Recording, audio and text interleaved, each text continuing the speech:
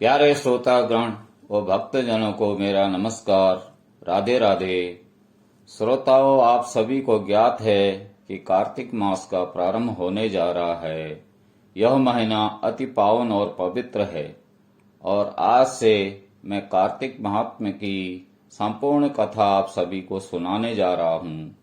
श्रोतागण सभी लोग इस कथा का लाभ उठाएं और आपको मेरे चैनल पर यह कथा अच्छी लगे तो मेरे चैनल को लाइक, सब्सक्राइब और शेयर करें। धन्यवाद। तो चलिए सुनते हैं। कार्तिक महात्म्य। सब प्रकार के विघ्नों का नाश करने वाले गणेश जी, सारी सृष्टि का पालन करने वाले भगवान विष्णु, ज्ञान की दाता सरस्वती जी, सब पुराणों के कर्ता श्री व्यास जी तथा सभी ज्ञानी जनों के चरण कमलों में नमस्कार करके भगवान की श्रद्धा और भक्ति रस में डूबे हुए कार्तिक मास की कथा कहता हूँ। सभी पापों से मुक्ति दिलाकर इस लोक में सर्व सुख, धन, वैभव, रिद्धि सिद्धि और अंत में मोक्ष प्रदायक है यह पावन कथा। प्रथम अध्याय। एक समय धर्म के गूढ़ रहस्यों, ज्ञान, विज्ञान और शास्त्रों में वर्णित कथाओं का गहन चर्चा करने हेतु 88,000 ऋषि मुनि नैमिषारण्य तीर्थ में एकत्रित हुए। उनके मध्य महर्षि वेदव्यास के सुयोग्य शिष्य सूत जी महाराज ऐसे सुशोभित हो रहे थे जैसे आकाश में तारों के मध्य चंद्रमा। धर्म के सभी गूढ़ रहस्यों, चारों वेदों, छंद, शास्त्रों और 18 पुराणों के ज्ञाता श्री सूत जी से शौनकादि 88,000 ऋषि मुनियों ने कहा, हे मुनि श्रेष्ठ श्री सूत जी, आप कृपा करके हमें कोई ऐसा सरल उपाय बताइए जिससे हमारी इस महाघोर कलयुग के प्रहार से रक्षा हो सके।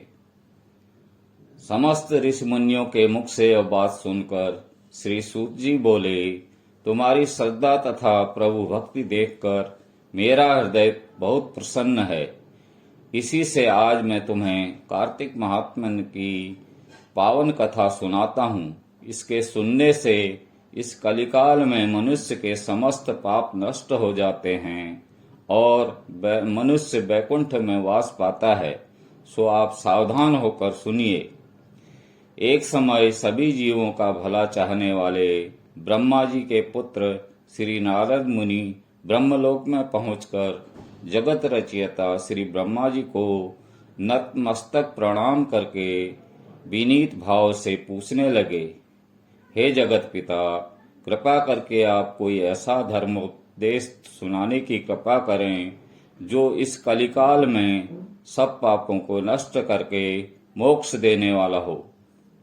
नारद जी की श्रद्धा युक्त बात सुनकर ब्रह्मा जी बोले, हे पुत्र, तुमने संसार के कल्याण हेतु यह बात पूछी है।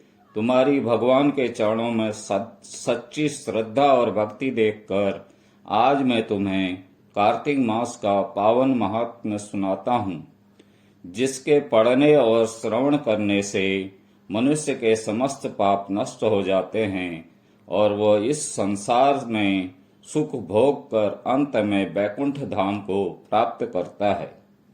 यह कार्तिक मास भगवान को अत्यंत प्रिय है।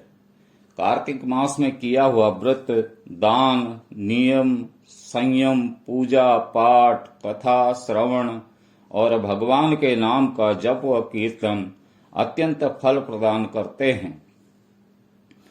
कार्तिक मास में भगवान का गुणानुवाद सब प्रकार से फलदायक होता है।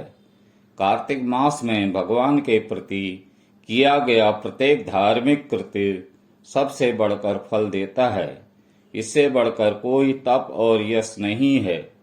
तुमने संसार की भलाई के लिए यह उत्तम प्रश्न किया है, सो मैं कार्तिक मास के महात्म्य की पुण्यवादिनी कथा कहता हूँ।